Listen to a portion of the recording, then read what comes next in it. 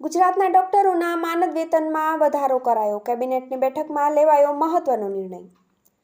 ગાંધીનગર ખાતે મુખ્યમંત્રી ભૂપેન્દ્ર પટેલની અધ્યક્ષતામાં રાજ્ય મંત્રીમંડળની બેઠક યોજાઈ હતી, જેમાં લેવાયેલા મહત્વપૂર્ણ નિર્ણય અંગે પ્રેસ મીડિયાને માહિતી આપતા પ્રવક્તા મંત્રી ઋષિકેશ પટેલે જણાવ્યું હતું કે રાજ્ય સરકાર દ્વારા ગ્રાન્ટ ઇન એડ હોસ્પિટલોના વિઝિટિંગ ડોક્ટરોના પ્રતિ વિઝિટ માનદ વેતન દરમાં વિઝિટ દીઠ ₹200થી ₹600 સુધીનો વધારો કરવાનો નિર્ણય કરવામાં આવ્યો છે. છેલ્લે વર્ષ 2018માં માનદ વેતનના દર નક્કી કરવામાં આવ્યા હતા. વિઝિટિંગ ડોક્ટરોના માનદ વેતન દરમાં વધારો કરાયો. તેમણે સુધારેલા દર અંગે માહિતી આપતા કહ્યું હતું કે ગ્રાન્ટ ઇન એડ હોસ્પિટલોમાં વિઝિટિંગ ડોક્ટરનો આશરે 50 કિલોમીટર સુધીના અંતર માટે માનદ વેતનનો દર અત્યારે ₹700 છે, જેને હવે વધારીને ₹1000 કરવામાં આવ્યો છે. તેવી જ રીતે 51થી 100 કિલોમીટર સુધીના અંતર માટે માનદ વેતનનો દર ₹800થી વધારીને ₹1250 કરવામાં આવ્યો છે. આ ઉપરાંત 100 કિલોમીટરથી વધારે અંતર માટે માનદ વેતનનો દર જે અત્યારે ₹900 છે, તેને વધારીને ₹1500 કરવામાં આવ્યો છે. રાજ્યમાં વિવિધ સેવાભાવી ટ્રસ્ટો, હોસ્પિટલો સેવાકીય હેતુસર ચલાવવામાં આવે છે. વિઝિટિંગ ડોક્ટરોની સેવા આવા ટ્રસ્ટ સંચાલિત હોસ્પિટલોને સરળતાથી ઉપલબ્ધ થાય તે બાબતને ધ્યાનમાં રાખી સરકારે આ અંગેની રજૂઆતોની સહાનુભૂતિપૂર્વક વિચારણા કરીને વિઝિટિંગ ડોક્ટર્સના વેતનમાં વધારો કરવાનો નિર્ણય, વિઝિટિંગ તજજ્ઞો, સુપર સ્પેશિયાલિસ્ટ તબીબોના માનદ વેતનમાં વધારો.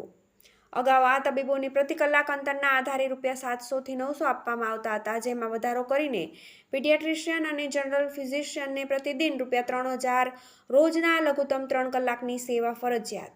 આના સિવાયના તમામ તજજ્ઞ ડોક્ટર્સને પ્રતિદિન ₹2000, રોજના લઘુત્તમ 3 કલાકની સેવા ફરજિયાત માનદ વેતન ચૂકવવામાં આવશે. ઉપરોક્ત મહેનતાણા ઉપરાંત સર્જરીના પ્રકારને આધારે ₹300થી ₹2000નું ઇન્સેન્ટિવ પણ મળવાપાત્ર રહેશે. રાજ્યની સરકારી મેડિકલ કોલેજ GMERS સંચાલિત મેડિકલ કોલેજ સંલગ્ન હોસ્પિટલ ખાતે પ્રતિ 3 કલાકના ₹2700 આપવામાં આવતા હતા, જેમાં વધારો કરીને હવે રોજના ₹8500 3 કલાક લઘુત્તમ ફરજિયાત માનદ વેતન આપવામાં આવશે.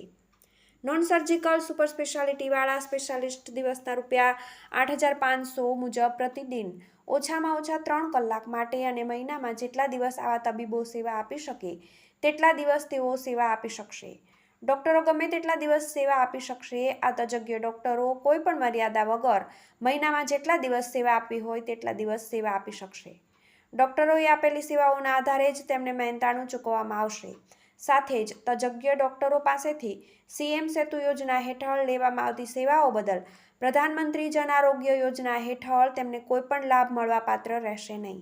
તજજ્ઞ ડોક્ટરોને પ્રધાનમંત્રી જન આરોગ્ય યોજનાના ઇન્સેન્ટિવ વિતરણના ક્રાઇટેરિયા મુજબ વિતરણ માટે ભાગે આવતી રકમ પાછી રોગી કલ્યાણ સમિતિમાં જમા કરાવવાની રહેશે.